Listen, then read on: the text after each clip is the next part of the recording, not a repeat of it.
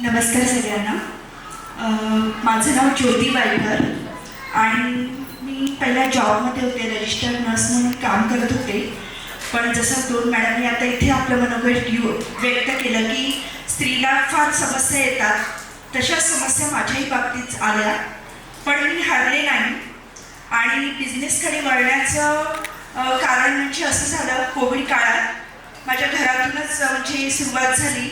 मी Jupiter हॉस्पिटलला registered nurse म्हणून कार्यरत होते आणि कोविड काळात घरी वहिनीला ट्विन्स होते म्हणून मी मुंबईला गेले त्यांना हेल्प करण्यासाठी. तर तिथे घरी सगळ्यांना कोविड होता, त्यामुळे ती 2 बाळं माझ्या पदरात होती. मग त्यांना मोठं म्हणजे त्यांना सांभाळता कोविड काळात एका बाळाला माझी सवय लागली. मी एकटीच राहत होते पुण्यामध्ये, ज्युपिटर हॉस्पिटलमध्ये जॉब करून त्यांच्याच हॉस्टेलमध्ये राहत होते. मग त्या बाळाला मला घेऊन यावं लागलं. मग आता बाळाला आणल्यानंतर प्रत्येक इथल्या स्त्रीला किंवा सरांना पण माहितीच आहे की बाळाला एकटा आणलं किंवा बाळ आपल्याकडे आल्यानंतर काय समस्या असतात किंवा ते तो पॉईंट कसा असतो, कसं सांभाळायचं. जॉब करता करता एक लहान बाळाला आपण सांभाळू शकत नाही.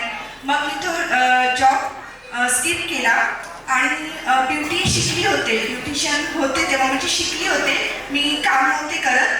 पण तो एक मला विचार आला की चला आता बाळाला सांभाळायचं तर आपल्याला काहीतरी बिझनेसच करायला हवा.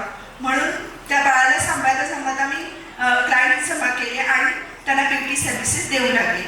त्याच्यानंतर मी आता पुढे जायचं पण 2022मध्ये अजून एक अशी समस्या आली की माझी जवळची मैत्रीण कोविड काळात गेली. तिच्या 2 मुली मला चिकटल्या. मग त्या 2 मुलींनाही मला इथे पुण्यामध्ये घेऊन यावं लागलं.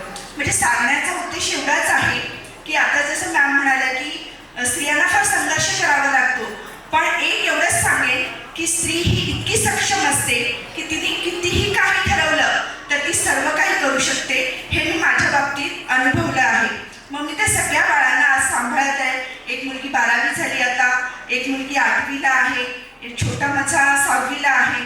तर हे सगळं करता करता कॉस्मेटॉलॉजी केलं आणि आता मी माझं बाणेरला स्वतःचं सेंटर उभं केलं आहे, स्किनो क्लाउड म्हणून. त्याची मी फाउंडर आहे आणि असं मी बिझनेसमध्ये पाऊल टाकले. म्हणून स्त्रियांनी कधीच स्वतःला कमजोर समजू नये, ती सक्षम आहे.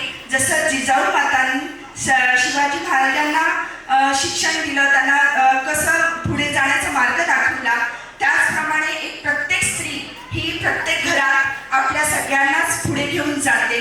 त्यामुळे स्त्रियांना कधीच तुम्ही कमजोर समजू नका. तिने ठरवलं तर ती काही करू शकते. Thank you so much. खूप खूप धन्यवाद मॅडम.